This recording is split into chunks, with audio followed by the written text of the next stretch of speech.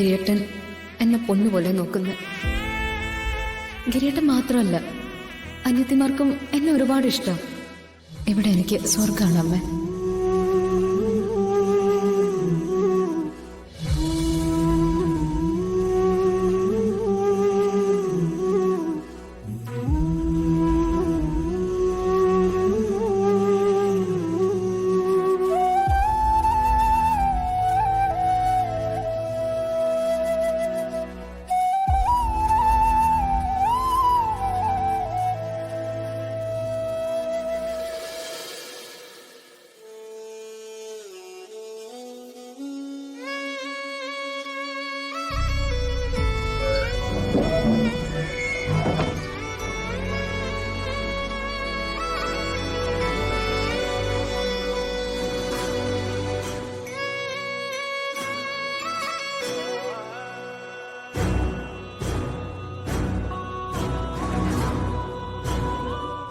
വേദാത്മികേ നാണമെന്നിയേ മുദാ നാവിന്മേൽ നടനം ചെയ്യേണാങ്കാനനേ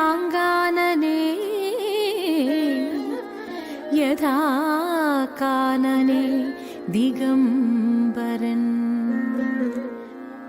ശ്രീരാമ രാമ രാമ ശ്രീരാമചന്ദ്ര ജയ ശ്രീരാമ രാമ രാമ ശ്രീരാമഭദ്ര ജയ. വാരിജോദ്ഭവമുഖ വാരിജവാസേ ബാലേ വാരിധി തന്നിൽ തിരമാലകളെന്ന പോലെ ഭാരതീ പദാവലി തോന്നേണം കാലേ കാലേ പാരാതെ സലക്ഷണം മേന്മേൽ മംഗളശീലേ. അല്ല ഏട്ടത്തിയമ്മ, ഈ കർക്കിടക മാസത്തിൽ എന്തിനാ നമ്മൾ നിത്യവും രാമനാമം ചൊല്ലുന്നേ? കൊറേ നാളായിട്ട് ഞാനിത് ആരോടെങ്കിലും ചോദിക്കണമെന്ന് കരുതിയിരുന്നതാ. പറയാനാണെങ്കിൽ ഒരുപാടുണ്ട്. പണ്ട് കാലത്ത് കർക്കിടക മാസം കനത്ത മഴയുടെയും ദാരിദ്ര്യത്തിന്റെയും മാസമായിരുന്നു. അന്നത്തെ ജനങ്ങളുടെ പ്രധാന വരുമാന മാർഗം കൃഷിയായിരുന്നു. മഴ തോരാതെ പെയ്യുമ്പോ കൃഷി തടസ്സപ്പെടും, വരുമാനം ഇല്ലാതാവും, ആളുകൾ പട്ടിണിയിലാവും, കൂടെ രോഗവും മരണവും. അത്തരം സിറ്റുവേഷൻ വരുമ്പോ ആളുകൾക്ക് മാനസികമായ കരുത്ത് കിട്ടാനും പ്രതീക്ഷകൾ പകരാനുമാണ് കർക്കിടക മാസത്തിൽ രാമായണം വായിച്ചിരുന്നതെന്നാണ് ഒരു വിശ്വാസം.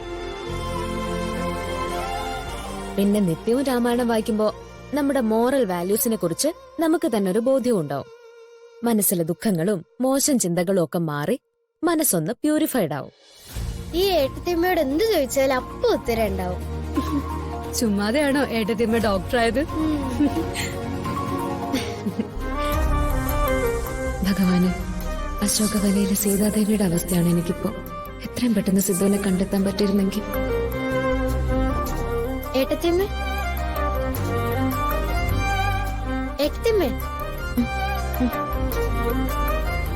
അല്ല ഏട്ടത്തിയമ്മേ, ഈ രാമായണം ബാക്കി സംശയങ്ങളൊക്കെ രാമായണം ചൊല്ലി തീർന്നതിന് ശേഷം.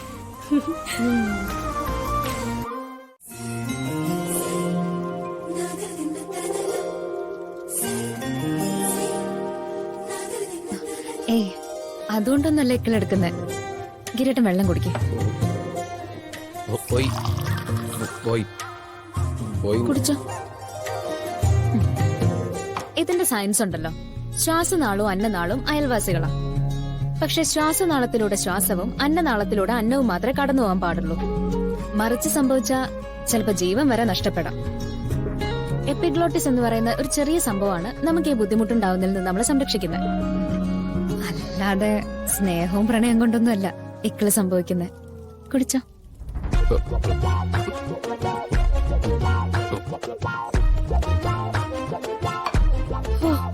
ഒരു ഡോക്ടറെ സ്വന്തമായിട്ട് കിട്ടിയതില് എന്തൊക്കെ ഗുണങ്ങളാ അല്ലേ ഏട്ടാ?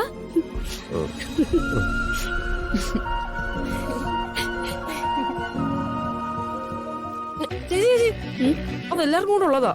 3 ഓൾറെഡി പ്ലേറ്റ് ചെയ്തിട്ടില്ലേ, പിന്നെ എന്തിനാ ചേച്ചി?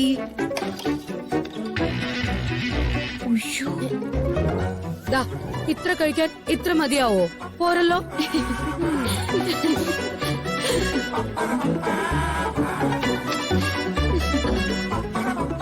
അതെ, ഭക്ഷണം കഴിക്കുമ്പോ സംസാരിക്കുന്നതും ചിരിക്കുന്നൊന്നും അത്ര നല്ലതല്ല. അതുകൊണ്ട് എപ്പിഗ്ലോട്ടിസിനെ അധികം പരീക്ഷിക്കാൻ നിൽക്കണ്ട.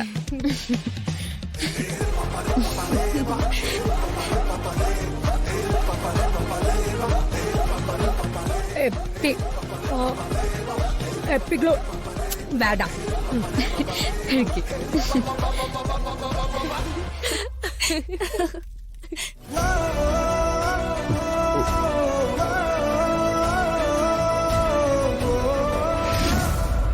ആ മക്കൾക്ക് ആരെയാണോ ഇഷ്ടം അവരെ വേണം വിവാഹം കഴിച്ചു കൊടുക്കേണ്ടത്.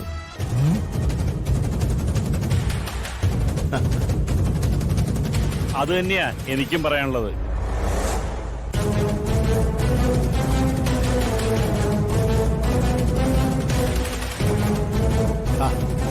ഇതാര്? ശശിയോ? കേറി വാ.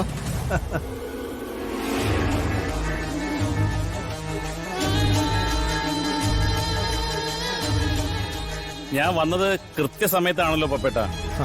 എന്താ ശശി, എന്താ കാര്യം? എനിക്ക് ഒരപേക്ഷയുണ്ട്. ഓ, പറഞ്ഞു. പപ്പേട്ടൻ മോളോടും ഗിരിയോടും ക്ഷമിക്കണം.